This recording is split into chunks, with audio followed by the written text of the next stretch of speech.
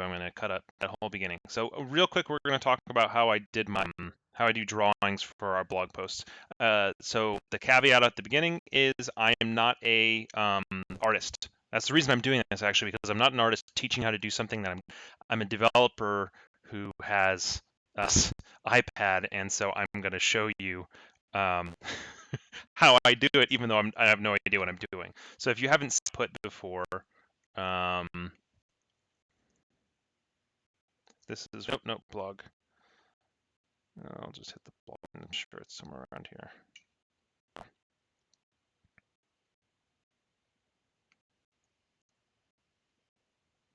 What the output of these things look like. So again, I'm not an artist, but I've just wanted to be able to have something customized here. It's kind of inspired by a couple of different sites, but the most well-known is a list apart. So these kind of things. This guy's amazing. This isn't actually him. There's a guy named Kevin who used to do all the. I think must not be around. He used to do all of them, but I guess he's not around. But anyway, inspired by that kind of. So I was like, well, how to. So I have the app paper by 53, and then I got a pencil, which I now won't need because I want to get an iPad that is capable of using a pencil. So yeah, so here we're gonna go. Mike Bronner said, making art. Your own art post is genius, even if not artistic. Lends so much character and individuality, Mike. That's the goal. So again, I'm not an artist. See by how many times I have to end up redoing this thing.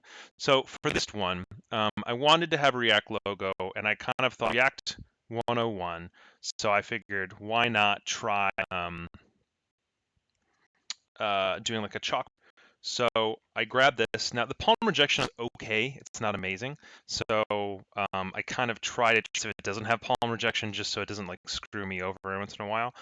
You've got your different sets of pens in paper by 53. First thing I actually always do is grab this guy because the default background is white. And so then I end up basically painting the whole background white.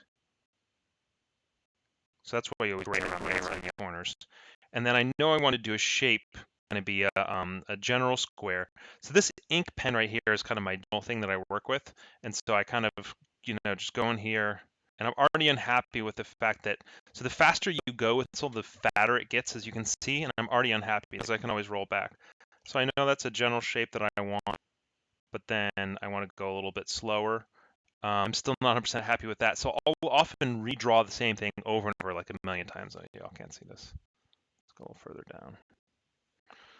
There are tools that are more consistent, like this one. The problem is when they're consistent, you get a little bit less of like the hand-drawn kind of vibe about it. This one, I actually don't know quite what the difference between these two are. I tend to think that this one's a little bit more for writing because it has a little bit less variance, whereas this one has a little more variance. So this is being for illustrating. So this one sometimes is a little too variable for me. I get a little bit too much of the fat difference, but whatever. Let's assume that I was happy with that, which I'm very much. So now I want to fill it in. So I grab the little tool, and you can see I'm having to do these like very precise movements. And this is the reason this is fat is because the iPad isn't very good for fat.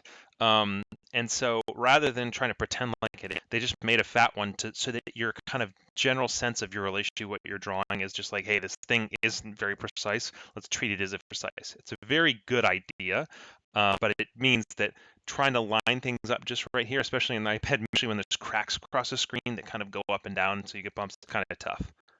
So you end up drawing this thing. And again, I'm not going to be precise as I usually am because I don't have a ton of time. You come in there, you drew your back, great, cool. And then I say, okay, now I want my React circle here, right? So you got the circle in the middle. There's a couple different ways to do it. I would normally paint it, but as you can see, once you start overlapping layers, it starts being. So I think what I'd end up doing is getting my fattest here, and then just kind of like trying to do a circle, and then fill a circle, and hopefully keeping it like relatively, circular by the end of it. This is the part that spends the most time. Okay, what am I saying? Can you do calligraphy from the ink pen? I don't know. I mean, calligraphy like this, I assume that you could come in and like you can write your name. But as you can see, the faster it gets, and so I don't think that ends up being a good fit. Again, all this is completely different with pencil. This thing is limited in its abilities because it's a third party kind of thing. And then, are you saying Samsung Note is better for drawing? Saying the iPad Pro with the Apple Pencil is brilliant drawing, and this was the best there was. It was a huge improvement, not this, but now that there's the Apple Pencil, this is kind of silly. Um, so the hardest part comes down to when I have to do aren't really simple geometric shapes. For example, these loops, you see over here. This is always kind of tough because I don't have that. I'm not an artist. So like an artist might look at that and how to do a perfect circle. For me, I do it and it looks like this most of the time. That's awful, right? Like that's not what I wanted at all. And so basically the processing this is like basically getting like the movement that I want. You saw that last one didn't work because it got one of these cracks in the screen, which y'all probably can't see. Illustrator would definitely not be better. This is Paper by 53. Um, meant for Paper by 53 is basically meant to be a tool for doing this sort of thing. It's meant to be casual, sketchy stuff in the case and context of the casualness of this thing and this thing, exactly lent towards this type of work that I'm doing. So someone who's a capable artist would probably be better, but it's very smart at basically interpreting my kind of crappiness and turning them into something kind of actually valid and viable. See, the screen's really killing me. That one's almost good. It's a little bit too fat. So I'm not going to make y'all sit and watch me do it, but basically each of the blog posts, gosh darn it. Nope. Excellent. That one. Yeah, the cracks in the screen are starting to get to the point where they're so bad that I might have to get a new one.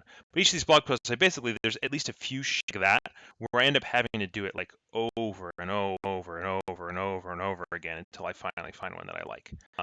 So again, see, blur. So again, I'm not this one, but you basically end up with something like that, right? And so for them, this is actually a series of 3 blog posts that are all about React. So I said, well, I want like one element that's going to be in all 3 of them, which is going to be this little doohickey here. And then, sorry, I'm gesturing at the screen. This little doohickey right here. And then the next one is going to be like this change every time. And so the topic was GIF search engine. Well, I was like, I'm in a search engine right now. I've got basic search bar up top. I've got, my individual items. Come in here, and I was like, I actually started originally by doing something like, and it just didn't feel right. It felt a little sketchy. So I said, well, why don't I build something that's a little bit more, with what it actually looks like on Google's page, because that's kind of like the language that we're all familiar with. And so I ended up building this, and I redid it a whole bunch of times. It wasn't all janky like that. And then I wanted to intentionally kind of lap this thing just a little bit. And then I filled it in the whole I won't bore you with. And then, and I'm all trying to figure out like what's the balance of like sketchiness, fidelity that I want. And like the sketchier it is, the more it's easy for me to do. But also, there's always a balance. It can look too much kid did it with a crayon, or too like, wow, you're trying to. And so it's always very an intentional balance. And I'll probably end up redoing it times with different tools. And then like with my handwriting's awful, so I'll go in and I'll write it like this, and then like you have no idea what that says, and so then I end up doing, doing a little more formal like this, and then sometimes it looks too formal. So basically just do this proper and over and over again. So essentially, it's just using this tool set I have, and then a lot of drawing the thing over and over and over and over and over and over until I'm satisfied with the way it turned out. And it's, eventually, hopefully getting to the point where I have enough control over my mood that I don't have to redo it as many times. And that's the basics. With the cat gifs, I actually just looked up cats and found a couple of the more memorable cats. So I got to the, I don't know where it is, but like the angry cat, the grumpy cat, and then I sketch it. In the moment I'm actually trying to sketch real things, it gets real difficult. So, you can sketch out, oops, that didn't work. Sketch out some basic shapes with the pencil. Your shapes kind of where you want them, and I'm like, oh, there's that, and then that, or whatever. You like figure out, well, where's the nose, and then that thing or whatever. Now, when I did it, I did the whole thing like staring straight at the picture, trying to get all the shapes right or whatever, and then you can after that you can you can paint it with whatever brush you want and use those references or whatever. And again, this is not how I actually did it. But the interesting thing that I use there is there's a wash kind of brush where you can pick any one of the colors. As long as you keep it pressed down, it's not going to get any darker than that right there. So I can basically fill in with this, but you can see it's pretty clumsy, right? Very fine-tuned. And then the second time I lay it over, it's a little bit darker.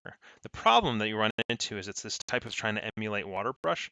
And so it's that kind of idea where it's like, oh, I like, you know, there's these like lighter and spots. But the problem is if you want a consistent thing, then you can't go too fast. And if you like this idea of different layers, then you have to be much more consistent than I am. So I end up not really being able to use this for a more water brush style. I end up more just for like, well, this is the only one it's really lucent, so I'll shade it. So again, more control over the brush for me. And then you just come in and do these sorts of things. Whatever, you paint it. So that's kind of the beta. And like I said, one of the things I'll do often if it's just something I feel like I can't handle, I'll try to go for like the style. Like I don't remember, but there was like a hexagon. Well, I don't know how to freehand draw a hexagon. I really draw a hexagon, not freehand. And so I came in here and I drew like a square. And then I'm like, okay, hexagon's like basically a square with the corners chopped off. And it basically, like, as someone who's not actually an artist, everyone coming from was on Twitter earlier, yeah. As someone who's not actually an artist, the only way I know how to do it. Like maybe real artists will be like, oh, this is entirely the wrong way, but I'm not a real artist. So instead, I just kind of, basically these kind of movements, and I'm like already super unhappy with what I have, and so I'm gonna redo it basically a jillion times until I'm mildly satisfied with it. So once I have this done, I literally take this thing out of paper, I text it itself, grab it out of iMessage, save the iMessage JPEG down to up. I crop out the outside corners, and then I export it as a PNG and upside. It's an extremely fast process. And that's how I do it. Like I said, I'm not actually like a pro at this, so you see all my previous blog post things here. And a few of them I did like a little bit of like Photoshop work in post. So you can see here those white pieces of the Larago. Like I, drew them out the edge, and then I went in Photoshop later, and so it looked like they were, the Laravel logo correctly. So yeah, that's about it, and that's really all I have time for right now. So I just wonder how it is that I do these things. So I'll put this up on YouTube later, cut the beginning out. So yeah, hope somebody gets something from it. Thumbs up. 2 thumbs up. 2 pink thumbs up. All right, where's the